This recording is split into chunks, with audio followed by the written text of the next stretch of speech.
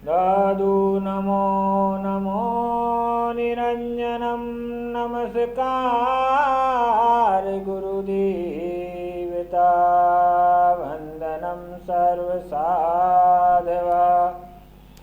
परिणामं परंगत परब्रह्मा परापरं सोममदेव निराञ्जनं निराकार निर्मलं तस्य दादुजीवन्दनं।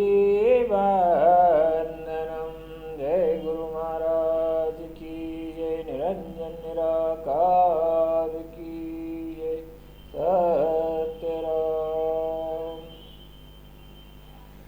गुरुदेव दादू जी महाराज के चरणों में शरण नमाते हुए अब हम दादू दयाल जी महाराज की कथा में आगे बढ़ेंगे।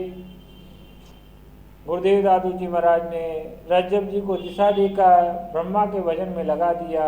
अब तक हमने कथा में सुना। इसके बाद गुरुदेव दादू जी महाराज आमेर में रह के ब्रह्मा का भजन करने लगे। ब्रह्मा के भजन की जो उनके आमेर में जो नित्य क्रियाक्रम होता था दादू जी महाराज का, वो गुफा में ही रात्रि के समय चले जाते थे और सुबह 9 बजे के आसपास गुफा से बाहर आते थे। जब गुफा से बाहर आते थे सभी लोग उनके दर्शनार्थ उनके गुफा के दरवाजे पे खड़े होकर उनका इंतजार करते थे। और गुरुदेव दादू जी महाराज उनके बाद में उस कथा स्थल पर सत्संग स्थल पर जाते और वहीं पर सबको संतुष्ट करते और सत्संग करते थे। उनके शिष्यगण 3 बजे उठकर प्रभु का भजन करते और फिर भजन करने के बाद में 5 बजे के करीब अपनी नित्य क्रिया करते और फिर भजन में लग जाते। सुबह तक भजन चलता और उसमें 8 बजे के करीब कोई सत्संग करता, कोई परमात्मा का नाम, इसी प्रकार ब्रह्मा का भजन किया करते थे और अपना जीवन जिया करते थे। उन्हीं दिनों आमेर में जगन्नाथ नाम के एक व्यक्ति दादू जी महाराज के सत्संग से प्रभावित होकर दादू जी के सत्संग सुनने रोज आया करता था। एक दिन वो उसको वैराग्य हो गया। तब गुरुदेव दादू जी महाराज से उन्होंने प्रार्थना करी कि प्रभु मुझे अपना शिष्य बना लीजिए। तब दादू जी महाराज ने उनको एक पद के माध्यम से कहा, राम विसार्यो रे जगन्नाथ हीरार्यो देखत हीरे। ये पद दादोवाणी 338 में है। इसकी संपूर्ण रूप से आप इसे देख सकते हो। इस पद के माध्यम से दादू जी महाराज उपदेश दे रहे हैं कि हे जगन्नाथ, राम को विसार दिया, हीरा जैसा जम को कोड़ी में मिला दिया। ये जन्म बार बार मिलने वाला नहीं है। ये सांसें आपको परमात्मा ने जो दी है ये गिनती की सांसें हैं। एक एक सी सांसें चली जा रही है और बेकार हो रही है। इसमें भगवान का भजन में लगा दो जिससे तुम्हारा उद्धार और कल्याण हो जाएगा। जगन्नाथ जी को दादू जी के इन वचनों पर बहुत ही गहरा दिल को प्रभाव किया। तब दादू जी महाराज के चरणों में गिर कर उन्हें परमात्मा की भक्ति में लगने का संकल्प लिया। गुरुदेव दादू जी महाराज ने भी दया कर जगन्नाथ के सर पर हाथ रख दिया और हाथ रखने के बाद में उन्हें सत्यराम मंत्र दिया, दीक्षा दे दी और ब्रह्मा के भजन में लगा दिया।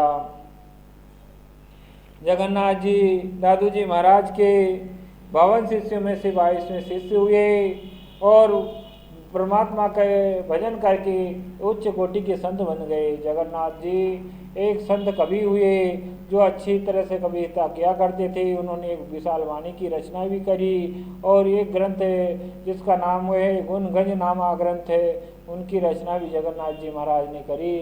जगन्नाथ जी महाराज के बारे में कहा जाता था कि एक सिंह से जब जगन्नाथ जी भक्ति करते थे तो एक सिंह उनके दर्शन करने नित्य आता था और जगन्नाथ जी को दर्शन करके चला जाता था।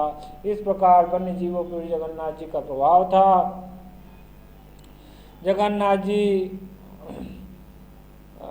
जगन्नाथ जी ने नित्य शीश नवाने जगन्नाथ जी आया करता था और वो चलाया जाता करता। इसी प्रकार जगन्नाथ जी ने ब्रह्मा का भजन करके दादू जी महाराज के कीर्तन करके दादू जी महाराज के आशीर्वाद से ब्रह्मा को पा लिया। इसके बाद में चतुरादास नाम के एक सज्जन जो मुंह पे पट्टी बांधने वाले संत थे, वो दादू जी के दर्शन करने आए और उन्होंने दादू जी महाराज के सामने आके प्रणाम किया और बैठ गए। तब दादू जी महाराज से कहा कि हमारे जैसा अहिंसक तो कोई नहीं है, हम सारे जीव प्राणियों की रक्षा करते हैं, हम किसी का नुकसान नहीं पहुंचाते।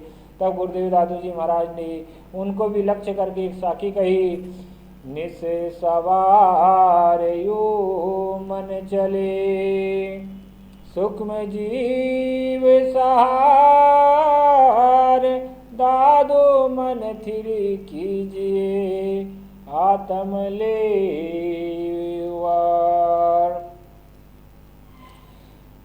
गुरुदेव दादू जी महाराज कहते हैं कि निस सवार मन, ये मन तो निस दिन जीव हत्या करता ही रहता, कामनाओं के द्वारा हत्या करता है, कुछ न कुछ अभिलाषाओं के द्वारा हत्या करता है, ये तो नित्य करता रहता है। इस मन को बस रोकने की जरूरत है, ये पाप रोकने की जरूरत है, बाकी जीव हत्या पाप तो वैसे ही रुक जाएगा।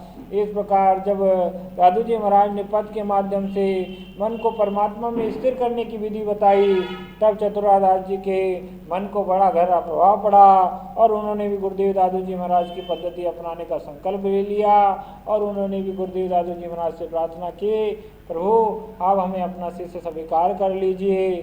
तब गुरुदेव दादू जी महाराज ने उनकी भावना को जानकर उन्हें भी अपना शिष्य स्वीकार कर लिया। इसी प्रकार चतुरादास जी दादू जी महाराज के 52 शिष्यों में से 23वें शिष्य हुए। चतुरादास जी का स्थान है जयपुर के पास काला डहरा ही रहा और वहीं पर रहकर उन्होंने ब्रह्मा का भजन किया। इस प्रकार भजन करते करते वो भी ब्रह्म में लीन हो गए। गुरुदेव दादू जी महाराज सबकी इच्छा पूर्ति करते रहते थे और सबको ब्रह्मा का भजन में लगते रहते थे। अब आगे और शिष्यों की कथाएं हैं, लेकिन वो कथाओं के अगले पार्ट में आएगी। लेकिन कल के पार्ट में आपको एक ऐसी दिव्य कथा के बारे में आएगी कि दादू जी की अपनी योग शक्ति से केदार देश कैसे जाते हैं और वहाँ केदार वासियों की रक्षा कैसे करते हैं, वहाँ क्या घटना घटी, ये अगले कथा में आपको मिलने वाला है। आप लोग से यही निवेदन है कि आप इस कथा को सुने, समझे और दादू जी महाराज की कथा को अच्छी लगे तो इसे लाइक, सब्सक्राइब और प्रमोट जरूर करें। कमेंट में सतराम जरूर लिखें। इसी चीज़ के साथ मैं अपनी वाणी को विराम दूंगा। आगे राम राम राम राम दादू राम, एक राम के नाम बिना जीव की जलन न जाए। दादू की से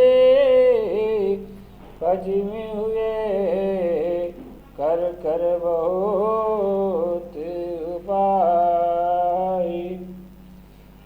गुरुदेव दादू जी ने कहा है कि राम के नाम बिना जीव की पीड़ा नहीं जा सकती, इसलिए भक्ति करो और परमात्मा में लीन रहो, परमात्मा में विश्वास करो, भगवान के भक्त बन जाओ, भक्ति करो और परमात्मा को प्राप्त करो। इसी के साथ सत्य राम।